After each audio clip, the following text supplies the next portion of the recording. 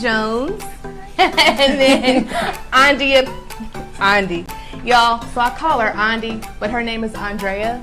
So for me, it'll be Andy Pendergrass. Yes. So I have these two ladies here today. I really wanted to talk about some real life stuff that we all go through and really talk candidly about the topic of prayer. Now, I know everybody's relationship with God looks totally different. And I wanted to bring two other ladies because I want to hear you all's perspective about what you really do in your personal prayer time and how, you know, you go about that approach with you and God. Because I think it's different for everybody, right? Like everybody's approach is totally different. And it's not wrong or bad or right or whatever, you know, it's just kind of you. So my first question today for both of you ladies, and it doesn't really matter who chimes in first, but what would you say your relationship and your time with God looks like? Is it formatted? Like, do you go in with a certain agenda, or do you kind of just go in and like, okay, Lord, whatever you got for me today, this is what's happening? I don't really go in with an agenda. I feel like it's unformatted just because so many other areas of my life I need to be formatted and need to be like bullet point agenda. Yeah. So with my time with the Lord and prayer, it really is just a time for me to be completely free, completely vulnerable, take a back seat, and just kind of be in a position to receive what I need at the time, because he always knows what I need even beyond what I do. So I may have some ideas that have been floating around throughout the week or throughout the day that I want to come to him about, and I definitely have a journal where I could jot those things down. But it you know, in that space, I'm kind of just in the space to, you know, mention those things, but in reality, it's really more so just me getting refreshed from all of the times that I've had to pour out and do so many different things. That's so good. A time of refreshing. I like that. What about you, Marissa? What's your time look like? I think for me in the past, I did approach it as a format, like I had to, you know. Okay, Lord, here it is. 1, 2, 3. Throne, you know, speaking in tongues, shouting. But I think now I just, like Andy said, I just want to have a time where I receive from him. Yeah. So I just come with an open heart, and, you know, whatever it is he wants to share with me, or especially like for me, it's convicting me on just different areas of my life that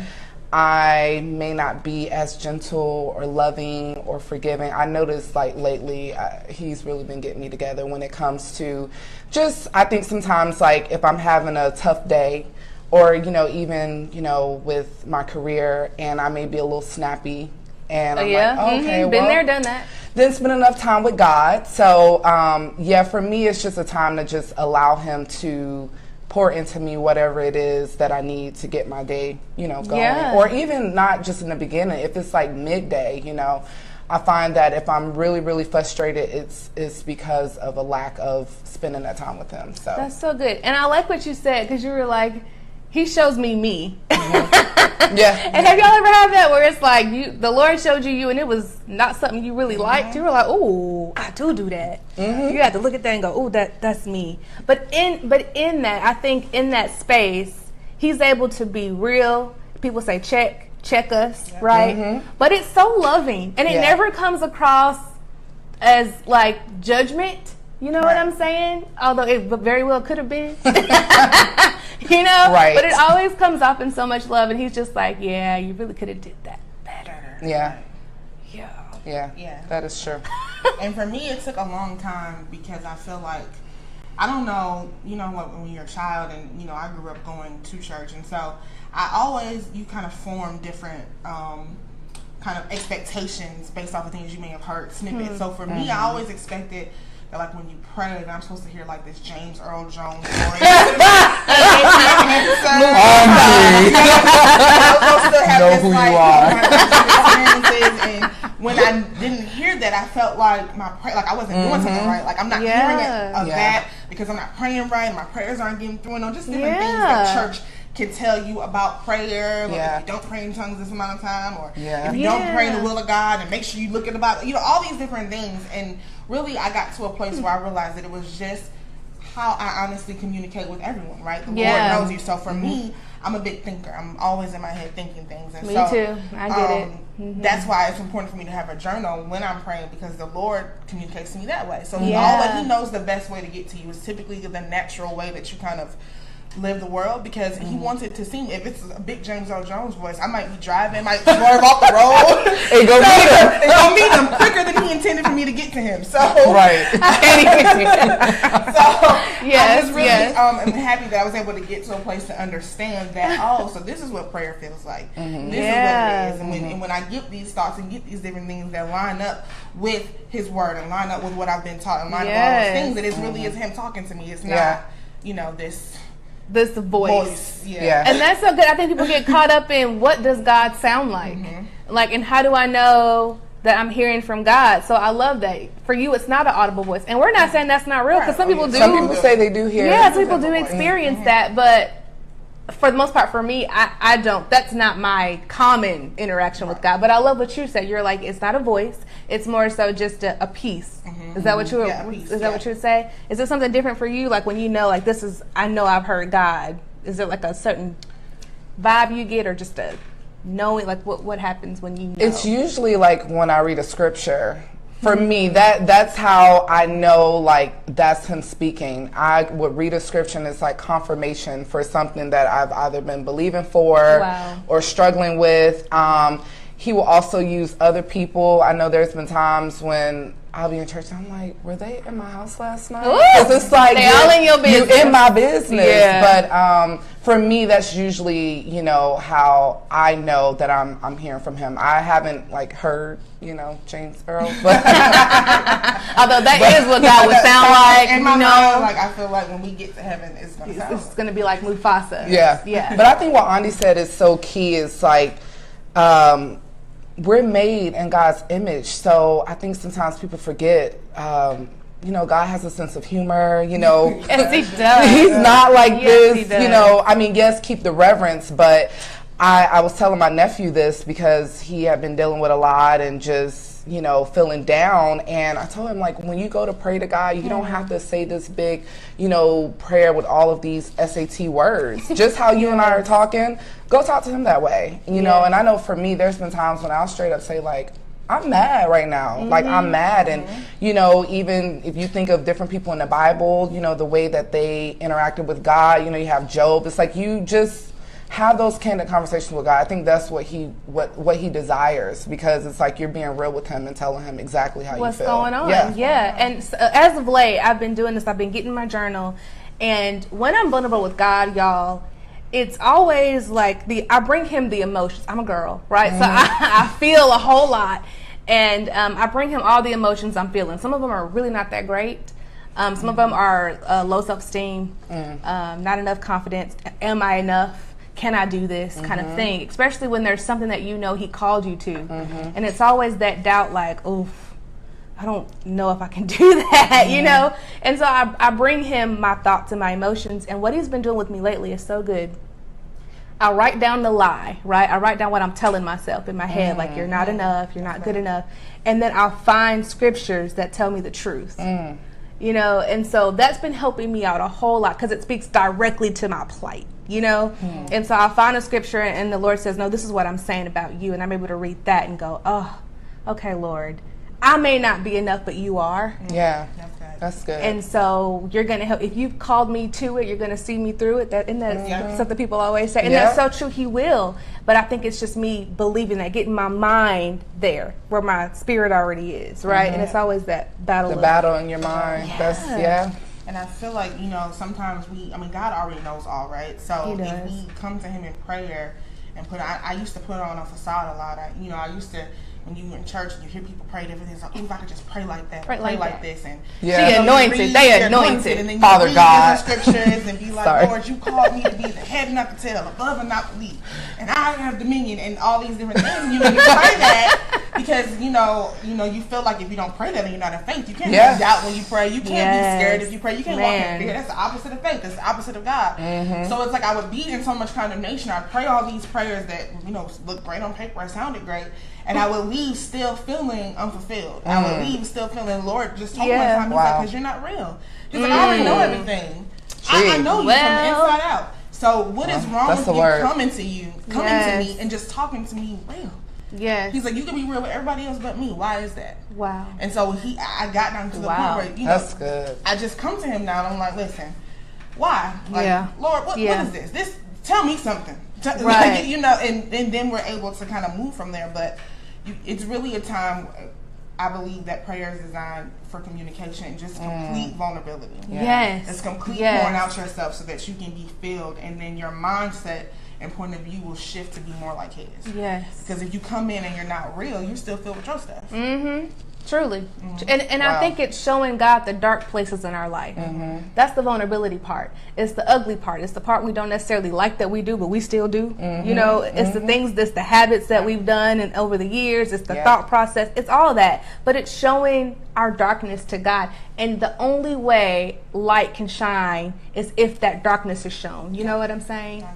It's the only way that light can shine on it and start cleansing a lot of that stuff out that we've been taught over the years, even the stuff we thought about ourselves.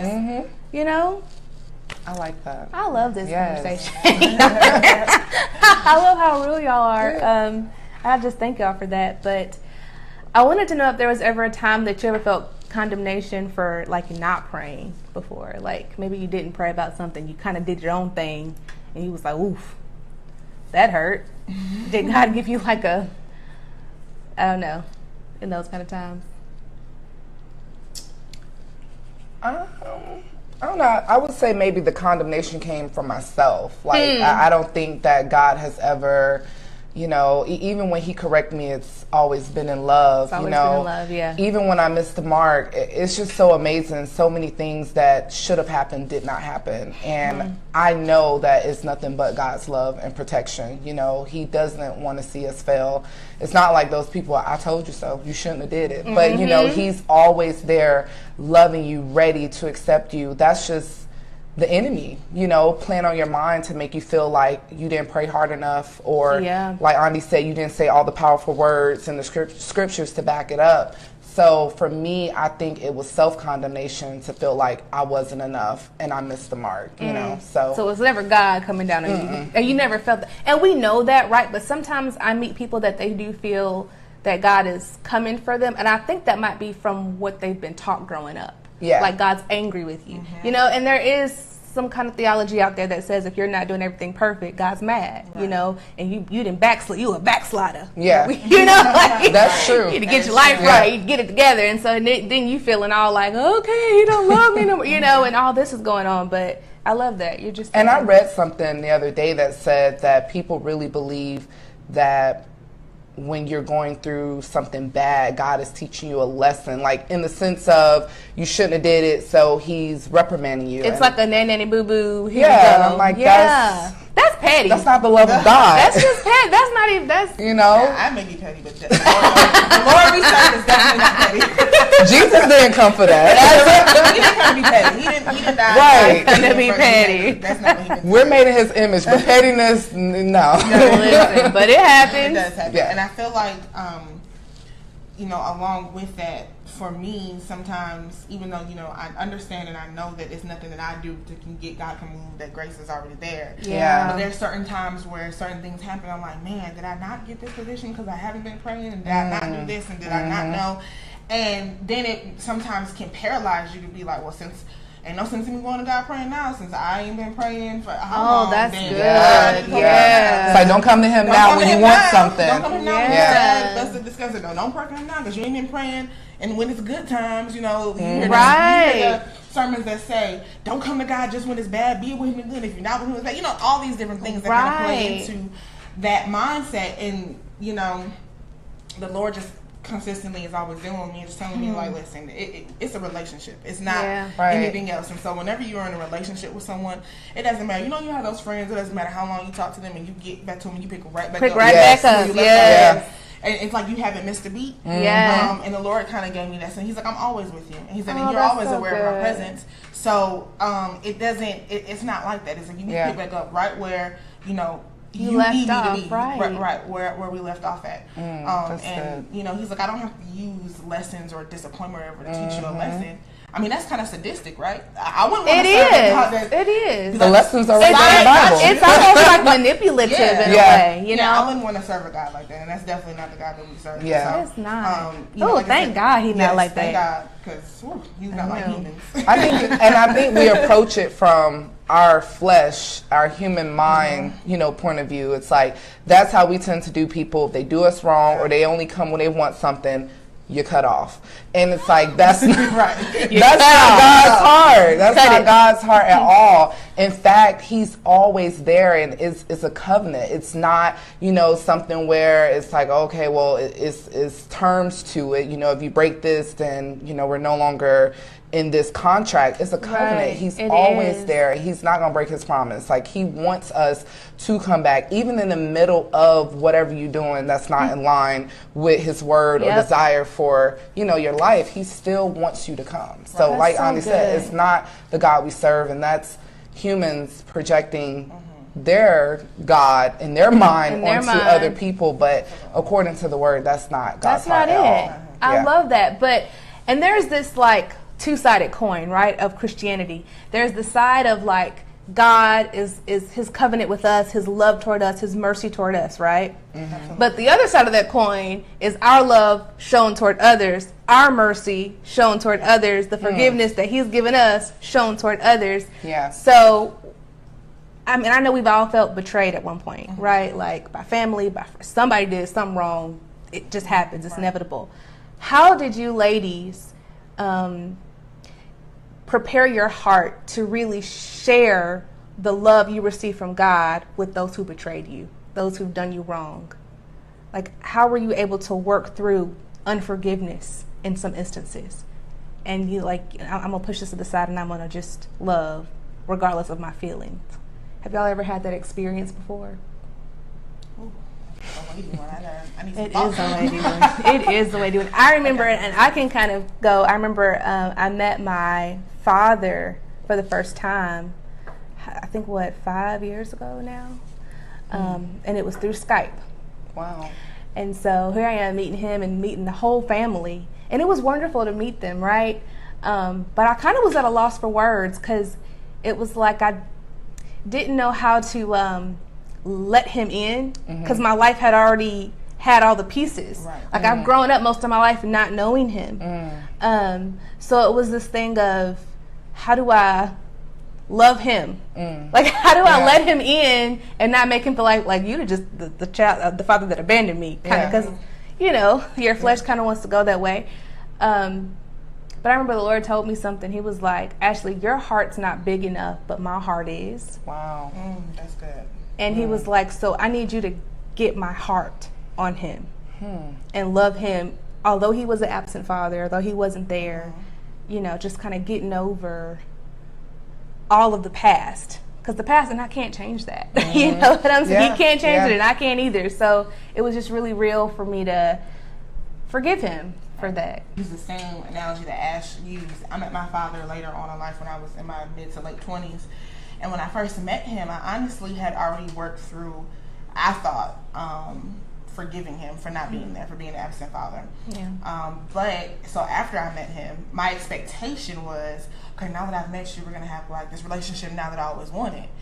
And that didn't happen. And so then I realized that I forgave him, but I forgave him up until what my expectation was.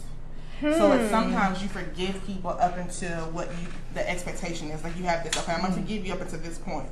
And then But at this point, I can't. Right? And so I had to realize, and the Lord told me, is that you still had expectations out of him, and the only person you need to have expectations of is me. Wow. And so it was really a huge revelation for me, because I thought I was, I forgave him or whatever, but when that relationship wasn't started afterwards, I had to realize that then you have to go back. So I've had experiences where it's like, I forgive you, I forgive, but then it's like, no, you forgave up to your expectation, not God's. Wow. So that deep. was a key moment for me in terms of forgiveness. Wow. That's deep. Wow. I'm going to get that. I'm going to take that in my notes. For me, I just had an experience in my childhood where I felt like my innocence was stripped of me, and someone that was supposed to love and protect me violated me.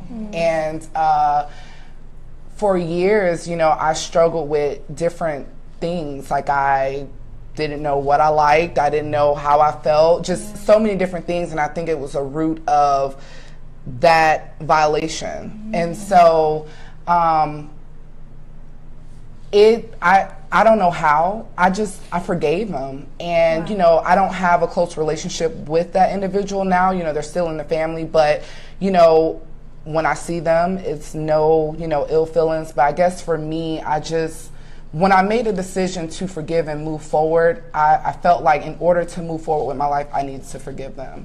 And if it was something that I had done, I would want to be forgiven as well. So, you know, sometimes some people struggle with it. It's like, but you don't know what they did. They should have never done that. You know, and as cliche as it sounds, it's truly for you to move forward. Because I feel like if I were to hold on to what was done to me, there's no way I could now, you know, go and be a blessing to other people or share with other people, hey, like you can move past this or be a light or minister to people because you have this anger or bitterness bottled up in you. So, and it's something, honestly, I haven't really shared this with my family. So when they see this, you know, I might get a call from my mom. But it's just, it was something that, like I said, for all of my childhood and early teens, like I just, and I felt like in the beginning, felt like that was just what I needed to do. Because like Andy, I grew up in the church, like you hear about forgiveness, but I had to truly, truly make a decision to forgive that individual. And, you know, it's not something that I've ever, you know, had a conversation with them about, but I truly forgave them and moved forward. But I think one thing we can all agree is forgiveness is not easy, you know? Yeah, no. And sometimes it's not even easy to receive, right? Because you know what you've done or to the extent of what you've done, and you think, how can anybody ever forgive this, you know? But God is so faithful, and He's so loving. And I think the times that I've done the worst, y'all, is the times that I've felt God's love the most, you know, like when I really at that time didn't deserve it. But I just so appreciate you two ladies for sharing your heart with me today. You about made me cry. Oh, I'm sorry. And, I just love you two ladies. I really do. Love and you I too. thank y'all for being here. Thank you. So, ladies, I pray you got something from this. We just pray that you have an awesome, awesome day. We pray God's blessing, God's favor, and God's love over you to both receive His forgiveness and to forgive others. And we thank you for joining us today at our first #World Talk. We'll see y'all soon. Bye.